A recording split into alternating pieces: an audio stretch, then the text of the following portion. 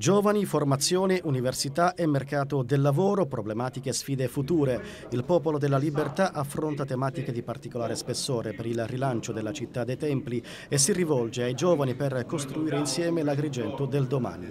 In che modo il PDL scommette sui giovani di Agrigento per il rilancio della città? Vi scommette attraverso una programmazione seria, un'agenda di lavori che mette al centro i giovani, Erasmus Mund, Leonardo da Vinci, una serie di iniziative per giovani ricercatori, per giovani imprenditori e per giovani talenti, professionisti che vogliono immettersi nel mercato del lavoro, con un ruolo importante di cerniera fra l'amministrazione comunale fin qui insensibile e inadeguata e i giovani ai quali va dato un orientamento concreto perché gli stessi possano accedere al mercato del lavoro. Il mio pensiero va al consorzio universitario, che è un consorzio che, come tutti sanno,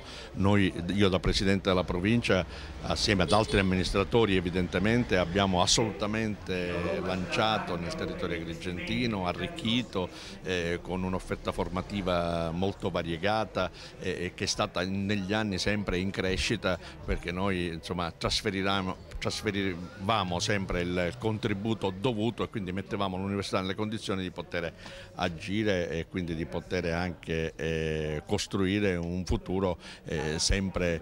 più come dire, di prospettiva, e invece in questi anni abbiamo assistito solo ad un arretramento, anche perché gli amministratori a mio parere sono poco avveduti. Il Comune di Agrigento da 7 anni non paga il contributo al consorzio, pertanto il consorzio è nelle condizioni pure di approvare il bilancio del 2011.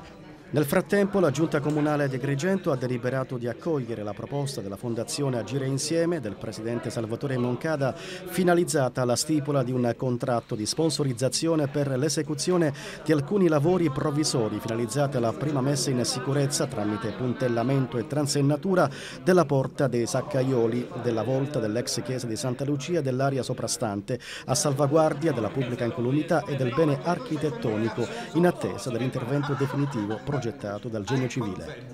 Non è un'attività solo e esclusivamente della Fondazione, ma è un'attività, come dire, che viene dal basso, viene dai cittadini. Noi ci stiamo mettendo la disponibilità finanziaria per fare questo tipo di attività. Vogliamo solo ed esclusivamente dare un segnale e far lievitare una cultura sociale che in queste città manca,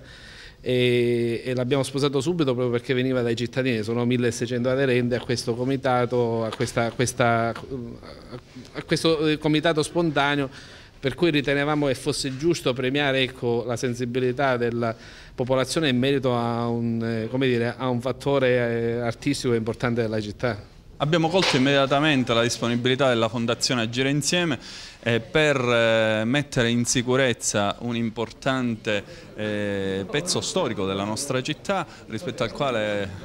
c'era attenzione da tempo dai nostri uffici, però non c'erano risorse finanziarie per riuscire a intervenire. Ecco, è stato fatto il sopralluogo, è stato fatto un intervento congiunto anche con tutte le altre istituzioni preposte. Grazie alla Fondazione Agire Insieme, oggi con la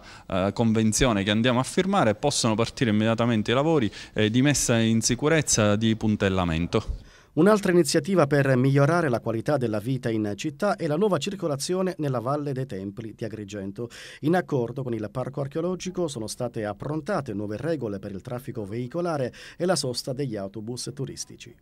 Attraverso l'intesa con il Parco Archeologico della Valle dei Templi, ma soprattutto gli operatori turistici, che andiamo a rendere una circolazione migliore nell'area appunto della Valle dei Templi, faremo in modo che i bus andranno a sostare al parcheggio di Cugnovela e i turisti si recheranno nella zona templare attraverso